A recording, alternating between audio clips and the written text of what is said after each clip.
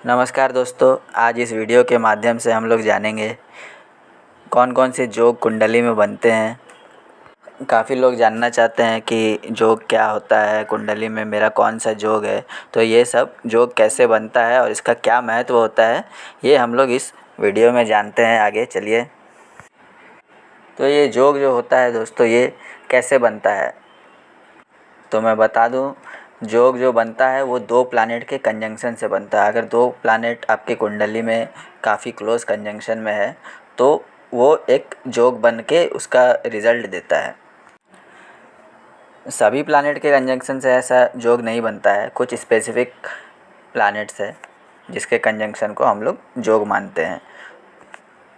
और योग का वो योग कौन से घर में बन रहा है आपका कुंडली का, वो भी बहुत इम्पोर्टेंट है, क्योंकि किसी भी घर में योग बनेगा तो वो आपको उतना फ़ायदा नहीं पहुंचाएगा। जितने भी योग बनते हैं उसमें से कुछ शुभ होते हैं और कुछ अशुभ योग माने जाते हैं। तो अगर कोई शुभ योग आपके कुंडली में बना है, मतलब अगर आपके हॉरोस्कोप में कोई शुभ योग है तो उसका प्रभाव आपके जीवन में आपको दिखेगा। वो आपको सक्सेस देगा, वेल्थ, फेम, वो प्लेसमेंट पे डिपेंड करता है हाउस का, कि वो आपको क्या क्या सफलताएं देगा। और वैसे ही अगर कोई ख़राब योग आपकी कुंडली में आ गया है ड्यूरिंग द बर्थ टाइम, अगर हॉरोस्कोप के हिसाब से कोई ख़राब योग बन रहा है किसी घर में, तो वो भी डिपेंड करता है वो कितना ख़राब करेगा आपको। वो उसका प्लेसमेंट पे डिपेंड करता है किस हाउस पे बन रहा है। और उसी प्रकार अगर कोई ख़राब योग आपकी कुंडली में है तो वो आपको हानि पहुंचाएगा। It will bring bad luck, suffering, और हो सकता है आपका बनता हुआ काम वो बिगाड़े। तो आइए जानते हैं हम लोग। आगे चलिए देखते हैं योग। पहला योग कौन सा है? बुध आदित्य योग। ये योग दोस्तों बनता है जब सूर्य और बुध एक साथ होते हैं कुंडली में। When Sun and Mercury are in close conjunction in your natal chart, ये बहुत ही शुभ योग माना जाता है इसको। अगर ये आपकी कुंडली में है और सही प्लेसमेंट है इसका, तो ये आपको काफ़ी नेम और फेम दे सकता है। मान लीजिए ये आपका धन घर में है तो इस योग के कारण आपको अपार धन की प्राप्ति भी हो सकती है। अगर ये आपके हाउस ऑफ इनकम में है तो आपको बहुत ज़्यादा इनकम वाला जॉब भी मिल सकता है। तो ये काफ़ी अच्छा योग माना जाता है कुंडली में दोस्तों। इस सन और मरकरी के कंजंक्शन से बनता है जैसे कि हमने जाना, पर इसमें भी कंडीशन रहता है कि ये दोनों ही आपके बेनिफिक होने चाहिए। अगर कोई भी एक बेनिफिक नहीं है प्लैनेट तो ये योग फिर नहीं बन पाता है। तो ये योग दोस्तों तभी बनेगा जब सन भी आपका बेनिफिक है, मरकरी भी बेनिफिक है और ये इसका प्लेसमेंट सही जगह पे है। मतलब ये कोई अच्छे घर में है जिससे आपको फ़ायदा पहुंचेगा। और कई बार ऐसा भी देखा जाता है कि सन और मरकरी दोनों बेनिफिक है पर फिर भी ये योग काम नहीं करता है। तो ये होता है अगर कोई ख़राब ग्रह इसको देख रहा है। तो अगर कोई ख़राब ग्रह आपके योग के साथ है या फिर सन मरकरी के साथ कोई और प्लैनेट है जो ख़राब है, तो फिर ये योग नहीं बन पाता है, पूरी तरह काम नहीं करता है। बहुत ही काफ़ी फेमस पर्सन्स की कुंडली में ये योग हमने देखा है। तो बुध आदित्य योग दोस्तों ये पहला योग है। ये एक दूसरा योग है दोस्तों जिसको बोलते हैं हम लोग गज केसरी योग। तो ये दोस्तों बनता है जुपिटर और मून के कंजंक्शन से। तो गुरु और चंद्र जब साथ में होते हैं कुंडली में तो ये योग आपका बनेगा। माना जाता है कि ये योग जिसकी कुंडली में होता है उसको अपार धन और अच्छे नौकरी की प्राप्ति होती है।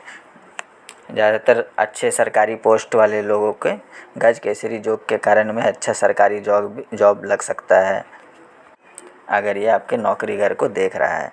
तो ये गज केसरी योग भी बहुत ही शुभ माना जाता है दोस्तों। इसमें भी वही कंडीशंस रहेंगे कि ये योग पूरा काम करेगा आपका जब दोनों जुपिटर और मून आपका दोनों बेनिफिक भी है और स्ट्रॉन्ग भी है, वरना फिर इसके इफ़ेक्ट्स उतने ज़्यादा नहीं देखे जाते हैं कुंडली में।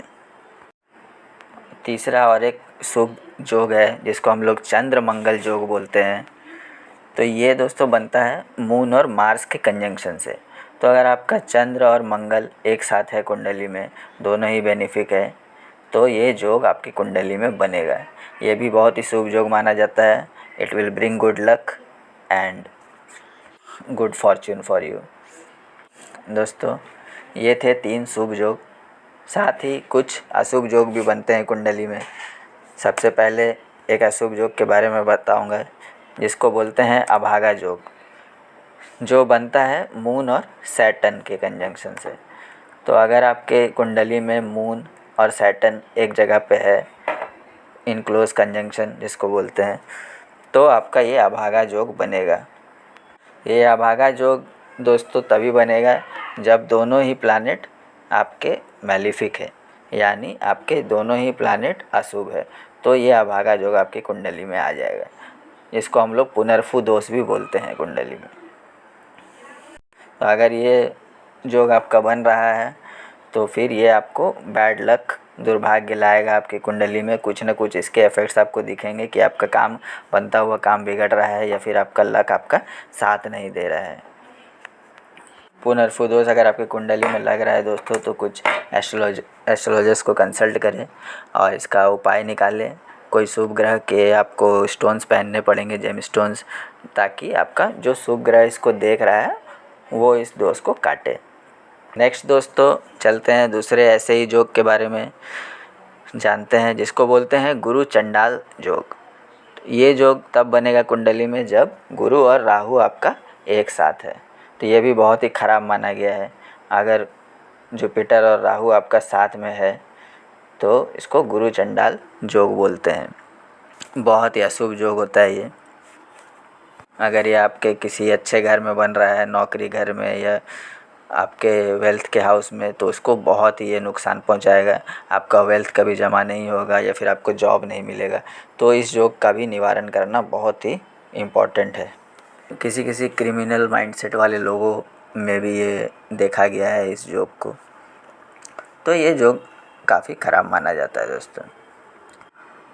लास्ट और एक ख़राब योग है जिसके बारे में बताना चाहता हूँ, जो मर्क्यूरी और केतु के कंजंक्शन से बनता है दोस्तों। तो अगर आपका मर्क्यूरी और केतु दोनों ही एक साथ है कुंडली में, तो ये भी योग बहुत ख़राब नहीं, पर फिर भी ख़राब माना जाता है इसको भी। तो अगर ये योग भी आपके कुंडली में बन रहा है तो इसका भी निवारण जल्दी करें। तो ये थे दोस्तों कुछ शुभ और कुछ अशुभ योग जो आपके कुंडली में बनते हैं। होप मेरा ये वीडियो आप सभी को पसंद आया होगा।